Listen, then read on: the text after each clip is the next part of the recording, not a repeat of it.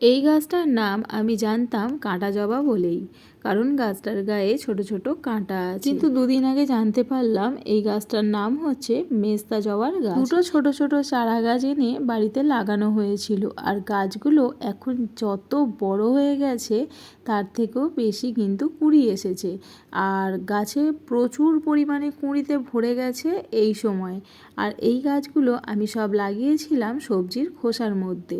আর এটা কিন্তু আমার আর একটা গাছ, এই গাছটার মধ্যেও দেখছি প্রচুর কুঁড়ি এসছে, এইরকম থোকায় থোকায় কুঁড়ি। এখন গাছের ফুলটা ফোটার অপেক্ষায় রয়েছি কেমন হয় দেখার জন্য। যদিও মেস্তা জবা আমি দেখেছি, কিন্তু আমার নিজের বাড়িতে এই প্রথম হবে এই জবা।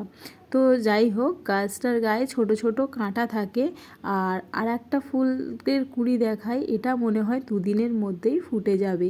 আর ওপর দিকেও বেশ ভালো কুঁড়ি এসেছে। গাছটা তো আমি ওপর থেকে কেটে দিয়েছিলাম, কারণ গাছের মধ্যে প্রচুর পরিমাণে মিলিবাগ হয়েছিল, এই জায়গাটা থেকে কেটে দিয়েছিলাম, নাহলে গাছটা আরও বড় হয়ে যেত।